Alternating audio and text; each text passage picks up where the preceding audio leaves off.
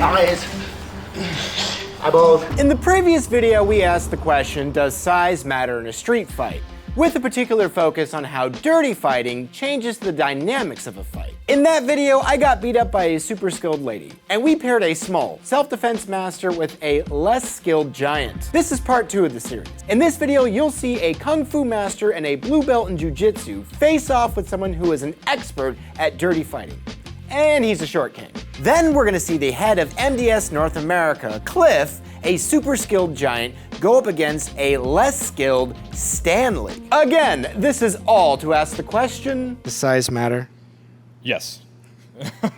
Definitively, yes. You can comment below what you think, but I believe the answer is a little bit more nuanced than what Micah said. If you're just here to watch dudes fight, you can use the chapters below to skip to those sections. But you should stick around, because in this video, we explore that your mindset can actually be as important as how big and how skilled you are. It's something I struggle with the most in my personal martial arts journey. I don't approach most sparring matches with a winning mindset very often, and I think it shows in my lackluster results, and why I've been a disappointment to my father my whole life. So I think to some extent, yeah, size definitely does play a role, but I think mindset definitely also kind of has a bigger role, right? If you're able to overcome it, like if I ran into Cliff on the street and he, that would be intimidating. He's a big guy. I know him now and I'm like, I'd probably hug him now, but if he came up and he was pissed off at me, he's a big intimidating person. My mindset has to change. I can't let that intimidation play that role or that factor. I think that fight gets lost immediately, and that's one of those big things that if I don't back down, and I show, like I can change the dynamic of that outcome. But even people who train regularly and are better fighters than me can face issues with their mindset when they're fighting outside of the ring. The difference between combat sports and self-defense is no one accidentally steps into a cage. No one accidentally steps into a ring or on the mat. No one wakes up by a gun and go, hey, you're gonna roll in jiu-jitsu tonight, That's such a good point. Self-defense is you very much might be in an environment that you don't choose to be in. Right. And that's a thing where I see a lot of, especially with combat sports, talking about self-defense and vice versa, there's a big disconnect of that understanding. There's only very few of the combat sport guys that actually do bang in the street and actually do enjoy that lifestyle. Most of them don't. And once again, to split hairs, there's almost a big difference between a mutual fight and a self-defense situation. So even what we do here today, we can't replicate true street because we're gonna have rules like truly, we're not gonna just start kicking someone in the head here. But we certainly tried our best to replicate it. This topic is very nuanced because you also have to consider that skill is not to be overlooked. Look at Cliff taking punches from a less skilled giant Stanley.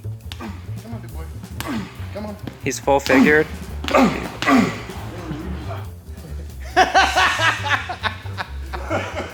Cliff, you got one. No. Now look at Jarrad, who is smaller than Cliff, but he knows the right technique to start breaking Cliff down. See, now he's starting to whittle through.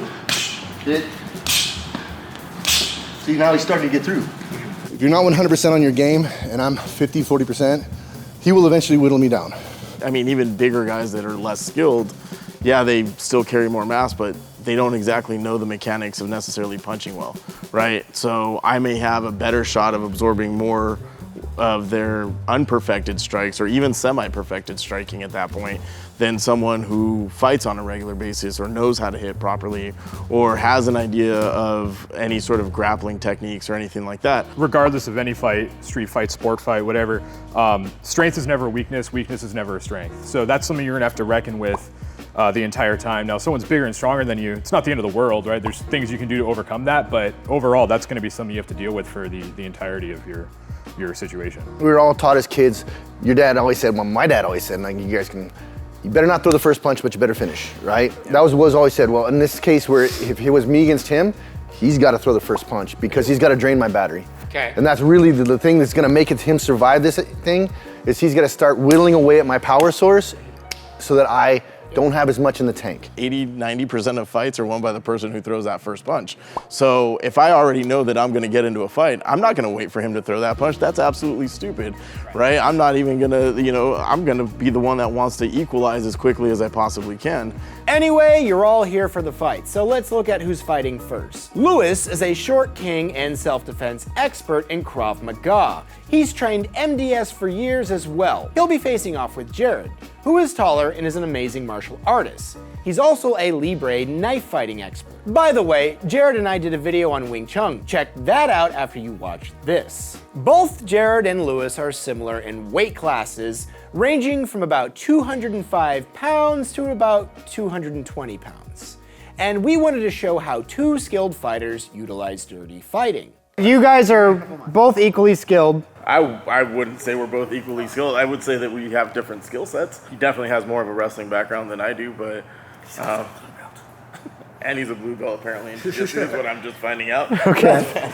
Fantastic, right, to my 4 months of jiu-jitsu. Someone of smaller stature, they have a lower center of gravity, so wrestling's one of the few things where that could work in their benefit, especially if they start from a dominant position, where that might give me a lot of run for my money in that. Lewis does not have a lot of wrestling experience, but he's a great fighter, so he's good all-around fighter, but you're going to see somebody who's now very skilled on the ground, and all around he's got so many tools in the toolbox versus someone who has a good toolbox. Okay. So we're going to be, for safety reasons, we're going to put them on the ground, one up, one down. The person on up is the aggressor. You can start however you want to start. But the goal is 30 seconds, have some fun, see if you can get them to tap. Okay. Whenever you're ready, on your mark, get set, go.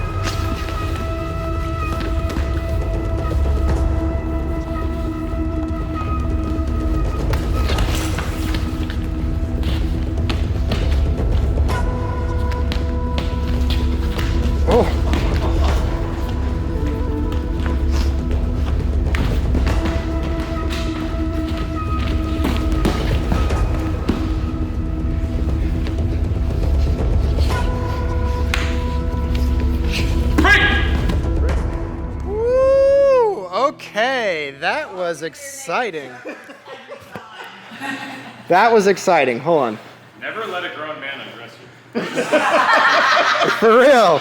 That's what I got out of it. What did you do there? I was working from a negative, so my main thing was try to get to a dominant as much as possible. Clothing manipulation, something we want to utilize. Putting something over their head. Headbutts, trying to get more of the dirty fighting in. Well, Lewis, what happened there, huh? What happened? I think it was pretty evident, right? So, no, when I felt him pull my shirt, I just knew I had to get it out of the way as quickly as possible. For just wrestling, because we didn't really start incorporating strikes till the very end, it took a while. I mean, eventually he was able to pull off a sweep and got me on my back, but yeah, good utilization of his head. Obviously, size and skill set, I think played a factor. He does have that range on me, but I think 30 more seconds, we could have seen which way it went. Your mark, get set, go.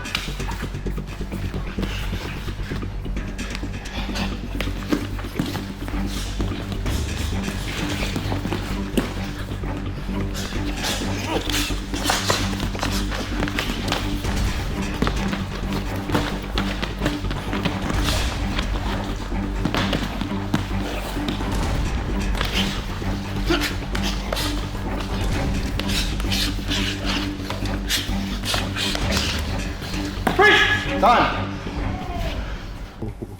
Okay, so what you saw there is you saw Jarrad actually pull an ankle break and a bunch of head strikes. Jarrad was a lot more active with the dirty fighting on this round because he was in a dominant position. He took the role, and from the start, he was starting to strike and throwing.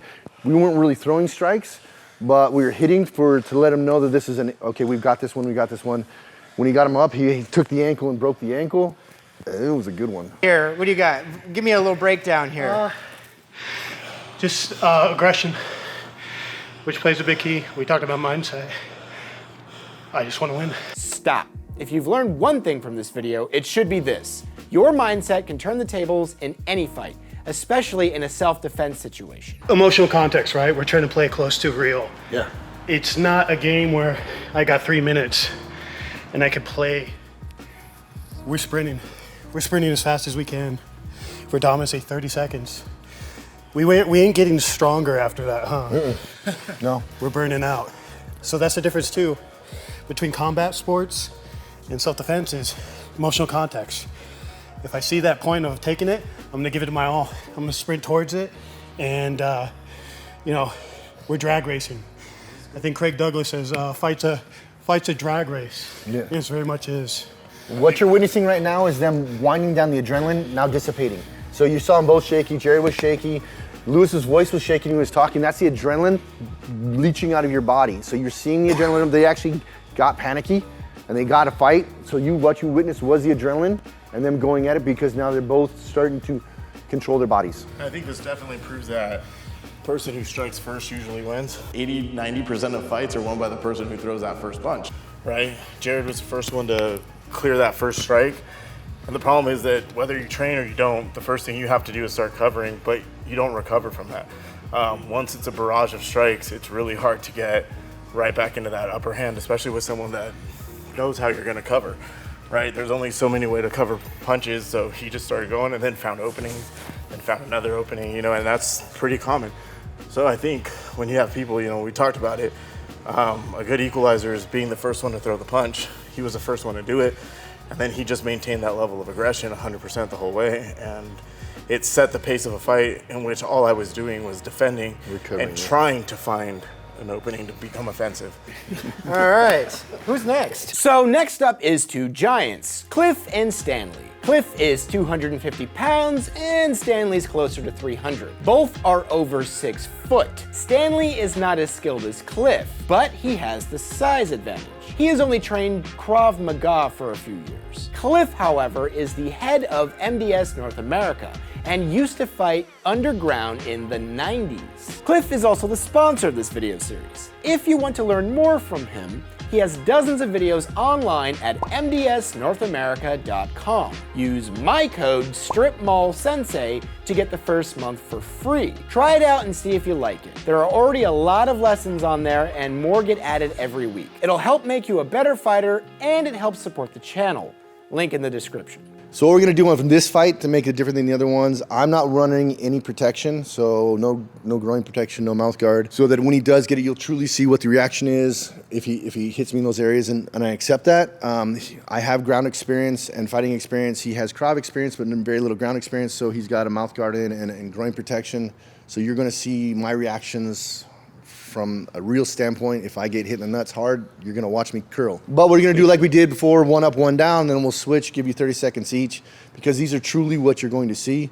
And what you're seeing now is two big guys. I'm 250, he's just over 300. So we're about 50 pounds, 60 pounds difference. We're about the same height, similar. I go to the gym a lot, plus I train fighting. We'll see what it looks like in the street from two big guys. It's gonna be like two walruses fighting.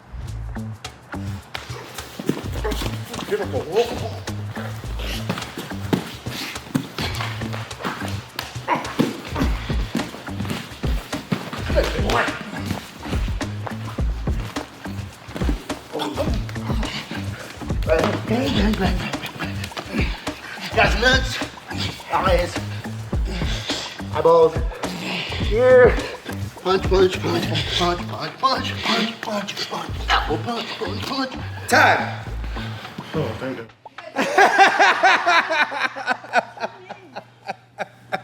30 more seconds. I think Stanley was gearing up for his reversal. I think you were. I was just saying, don't quit in my head the whole time. Size matter here? No, he's just better than me. That's all that matters in this case. I think mindset affected Stanley here. I believe he would have done better if he didn't approach this fight with an intimidated mindset. Not saying he would have won, but he knew what a beast Cliff is before the fight, and I believe it broke his spirit prematurely. But even that 30 seconds out of breath, when you're using 100% of your power, it happens, okay? Yeah. But yeah, I wanted to more narrate, let you know what's happening. I saw that. I saw you were like grabbing the nuts, grabbing the, Yeah, he's just toying with me the whole time. Okay. Kind of was. And truly he was toying with him. Stanley is 50 pounds heavier, but Cliff has a high level of confidence. His mindset allowed him to maintain control. Let's watch round 2. Sink down as low as you can, dude. As low as you can. Yeah, face that. Yeah, turtle and just. He's like, pancake. I don't know what to do. Just brace for it.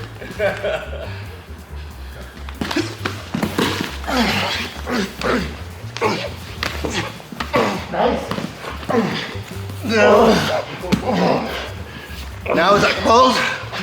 Right here. All right, close. Here, I can rip it off. Here, look. He's mashing my nuts right now. But now I'm gonna go for his and his eyeball. I'm really not striking too much. Look at his head.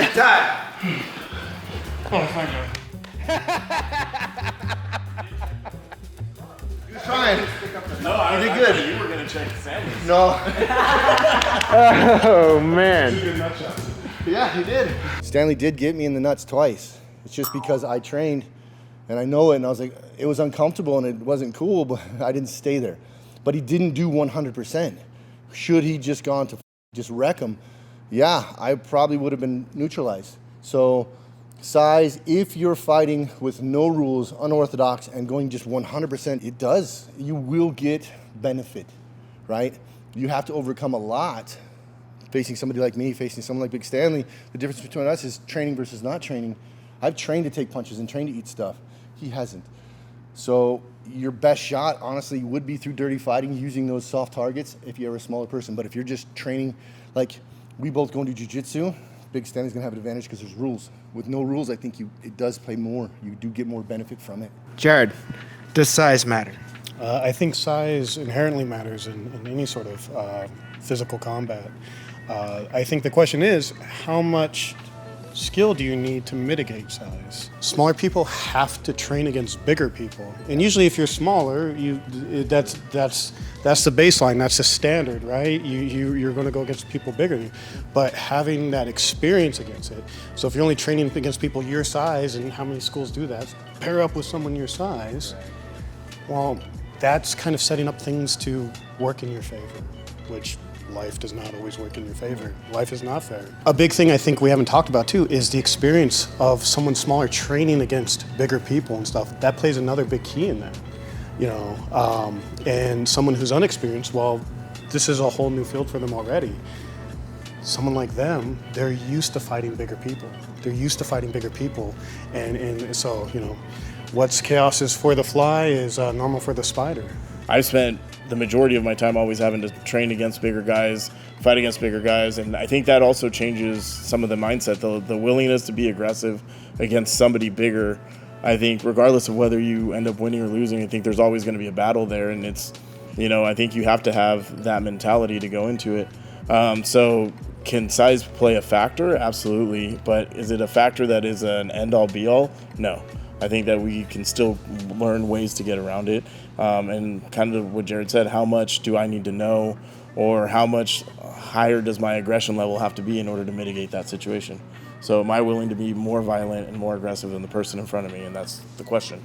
I think this is another important lesson here.